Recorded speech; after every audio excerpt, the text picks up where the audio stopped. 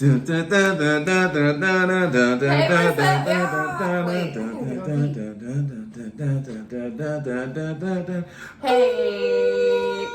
Theo and say.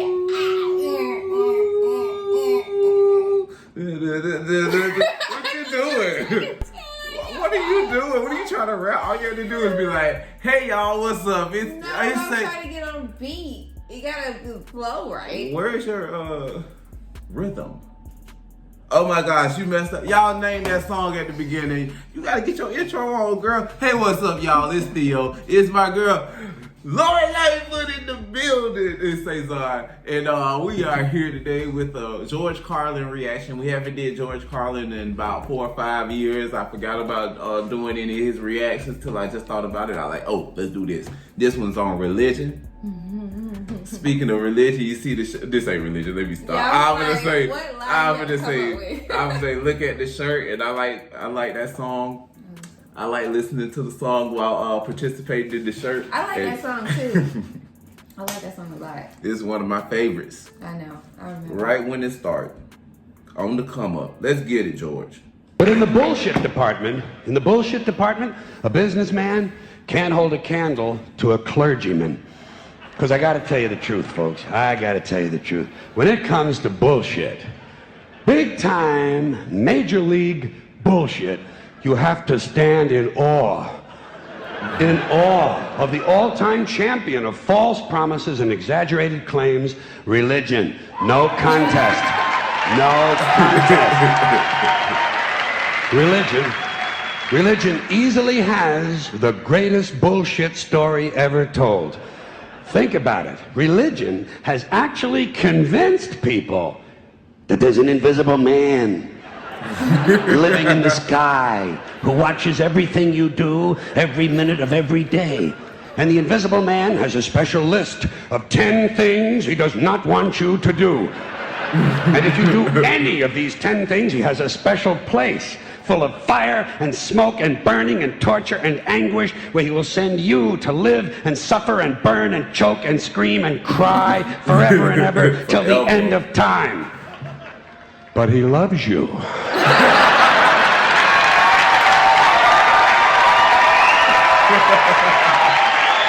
loves you. Listen to that roar. He loves you and he needs money. He always needs money. He's all powerful, all perfect, all knowing, and all wise. Somehow, just can't handle money. Religion takes in billions of dollars. They pay no taxes, and they always need a little more. Now, you talk about a good bullshit story. Holy shit. Oh, shit. Thank you. But, thank you. I'm telling you, Thank you very much.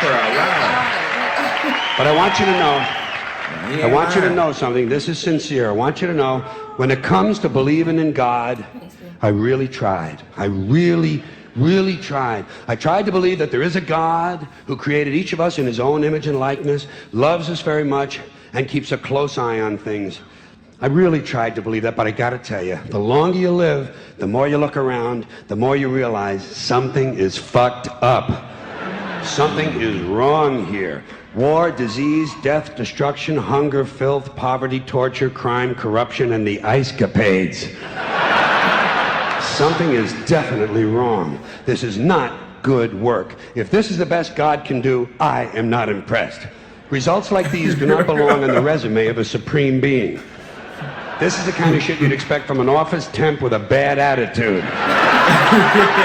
And just between you and me, in any decently run universe, this guy would have been out on his all-powerful ass a long time ago. And by the way, I say this guy because I firmly believe, looking at these results, that if there is a God, it has to be a man. No woman could or would ever fuck things up like this.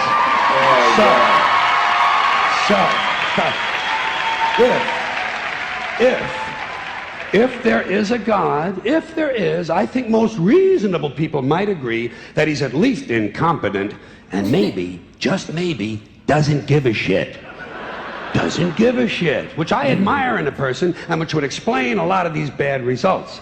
So rather than be just another mindless religious robot, mindlessly and aimlessly and blindly believing that all of this is in the hands of some spooky, incompetent father figure who doesn't give a shit, I decided to look around for something else to worship, something I could really count on. And immediately, I thought of the sun. Happened like that. Overnight, I became a sun worshiper. Well, not overnight, you can't see the sun at night. But first thing the next morning, I became a sun worshiper. Several reasons. First of all, I can see the sun, okay? Yeah. Unlike some other gods I could mention, I can actually see the sun. I'm big on that. If I can see something, I don't know, kind of helps the credibility along, you know? So every day I can see the sun as it gives me everything I need: heat, light, food, flowers in the park, reflections on the lake, an occasional skin cancer, but hey, at least there are no crucifixions, and we're not setting people on fire simply because they don't agree with us. Sun worship is fairly simple. There's no mystery, no miracles, no pageantry, no one asks for money, there are no songs to learn, and we don't have a special building where we all gather once a week to compare clothing. And the best thing about the sun, it never tells me I'm unworthy. Doesn't tell me I'm a bad person who needs to be saved. Hadn't said an unkind word. Treats me fine. So I worship the sun. But I don't pray to the sun. Know why? I wouldn't presume on our friendship. It's not polite. I've often thought people treat God rather rudely, don't you? Asking trillions and trillions of prayers every day, asking and pleading and begging for favors. Do this, give me that, I need a new car, I want a better job. And most of this praying takes place on Sunday, his day off. It's not nice, and it's no way to treat a friend. But people do pray, and they pray for a lot of different things. You know, your sister needs an operation on her crotch. Your brother was arrested for defecating in a mall. But most of all, you'd really like to fuck that hot little redhead down at the convenience store. You know, the one with the eye patch and the club foot, huh? Can you pray for that? I think you'd have to. And I say, fine, pray for anything you want. Pray for anything. But what about the divine plan? Remember that? The divine plan. Long time ago, God made a divine plan. Gave it a lot of thought, decided it was a good plan, put it into practice. And for billions and billions of years, the divine plan has been doing just fine. Now you come along and pray for something. Well, suppose the thing you want isn't in God's divine plan. What do you want him to do? Change his plan? Just for you?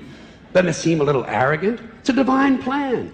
What's the use of being God if every rundown schmuck with a $2 prayer book can come along and fuck up your plan? And here's something else, another problem you might have. Suppose your prayers aren't answered. What do you say? Well, it's God's will. Thy will be done.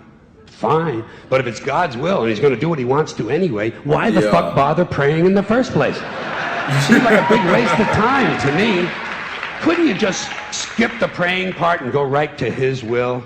It's all very confusing. So to get around a lot of this, I decided to worship the sun. But, as I said, I don't pray to the sun. You know who I pray to? Joe Pesci. Joe Pesci. Joe Pesci. 2 reasons. First of all, I think he's a good actor, okay? To me, that counts. Second, he looks like a guy who can get things done. Joe Pesci doesn't fuck around. Doesn't fuck around. In fact, Joe Pesci came through on a couple of things that God was having trouble with. For years, I asked God to do something about my noisy neighbor with the barking dog. Joe Pesci straightened that cocksucker out with 1 visit. It's amazing what you can accomplish with a simple baseball bat. So I've been praying to Joe for about a year now, and I noticed something. I noticed that all the prayers I used to offer to God and all the prayers I now offer to Joe Pesci are being answered at about the same 50% rate. Half the time I get what I want, half the time I don't. Same as God, 50-50. Same as the 4-leaf clover and the horseshoe, the wishing well and the rabbit's foot. Same as the mojo man. Same as the voodoo lady who tells you your fortune by squeezing the goat's testicles.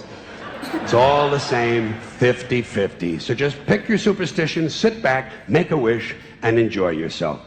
And for those of you who look to the Bible for moral lessons and literary qualities, I might suggest a couple of other stories for you. You might want to look at The Three Little Pigs. That's a good one.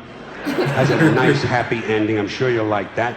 Then there's Little Red Riding Hood, although it does have that X-rated part where the big bad wolf actually eats the grandmother, which I didn't care for, by the way. And finally, I've often always drawn a great deal of moral comfort from Humpty Dumpty. The part I like the best, all the king's horses and all the king's men couldn't put Humpty Dumpty back together again. That's because there is no Humpty Dumpty and there is no God. None, not one, no God, never was. In fact, I'm gonna put it this way. If there is a God, may he strike this audience dead. See, nothing happened. Nothing happened. Everybody's okay. All right? Tell you what. I'll raise the stakes a little bit. If there is a God, may he strike me dead. See? Nothing happened. Oh, wait, got a little cramp in my leg. And my balls hurt. Plus, I'm blind. Oh, now I'm okay again. Must have been Joe Pesci, huh? God bless Joe Pesci. Thank you all very much. Joe bless you. Thank you very much. I appreciate it. Hey, this is pretty funny. I like it. It was real funny. I like this. Come on, baby. I was like, it's loud in my ear. My fault, baby. My fault. I was watching the outro. I was watching, hey, dog. Shoot, I watched him leave like HBK after his fight. You know what I'm talking about. HBK. Shawn Michaels. Oh. Not after his fight, but right before his fight. You know how Shawn Michaels be all hype and shit. That's how he was acting after his fight. Shawn Michaels? Because his name is HBK, the Heartbreak Kid. Anyways, Or say Heartbreak. I love this reaction. I love this video of this stand-up. I'm mad we waited so late to do it. Yeah, me too. I agree with him with a lot of things. And then I also like during the video. I know I got to hurry up because you gotta go. Also during the video, I was thinking about. It made me think about like the older I got, I started having to start looking more at the positive things. Because once you start looking around, it's like a whole lot of negative. Not just with the people, and it is a whole lot with people and stuff. Like how we treat each other, how we do animals or kids or this and that. How deadly or cruel people could be and the thing like that. And then I started thinking more, and I like, damn, the world is fucked up because look at how everybody, not even just everybody, every animal and thing have to survive and stuff because they have to kill to survive, and it's not always in the best way. Like a lot of these animals be suffering because they be getting ate ass first. While they were dying, or ate stomach first, like I seen the baboon eating the antelope baby while it was crying, and it had its intestines out, and it was just still eating it while the baby. Yeah, like I'm saying, like it's a lot. Like damn, it is cruel. Like you have to really make your own happiness and try to look at the real, because it is crazy. And then you think about like I don't know. Anyway, yeah, look. Well, too much coffee. I'm sorry. This is a strong strength. I was enjoying strong strength. I was enjoying listening to what you had to say. I enjoyed this video also. I do agree with a lot of different things he said, especially because it's like a lot of times with certain things from the Bible, like it's the human's interpretation. Mm-hmm. So it's like, a lot of things where they be like talking about, oh, it's a sin, da da da. There's so many things that are sins, but like they the ones wrote it though. That's the thing. It's not even like it's everybody's interpretation. I'm sorry to interrupt, but it's also like they were the ones that created it. So It's like, how can we just trust the person that wrote the Bible and be like, this is what God said, this what happened, these are the stories. You get what I mean? And it's supposed to be true. Also, people pick and choose what sins to agree with and what sins to not agree with. Exactly. Too. So it's just so much. But I really I love what you said about how you have to try and find your own happiness, because I think that's very true. Mm. And I'm glad that you see that perspective, because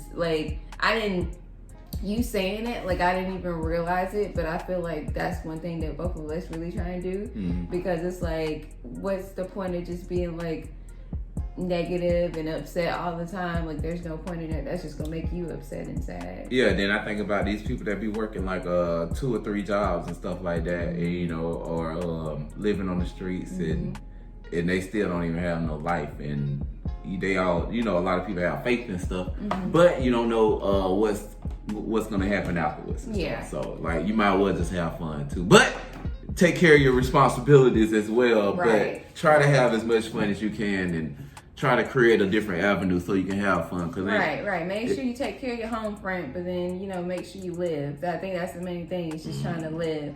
I would say like I gotta go, y'all. But like, comment down below, subscribe, let us know what you think about this video, whether you agree with what George said and what we said, or whether you disagree, and if so, why. We got some more videos coming for you guys today, and make sure you look in the description to find all our links and everything along those lines. Theo, you got anything else you want to add? Nah, man, we'll see you guys later. Bye, y'all.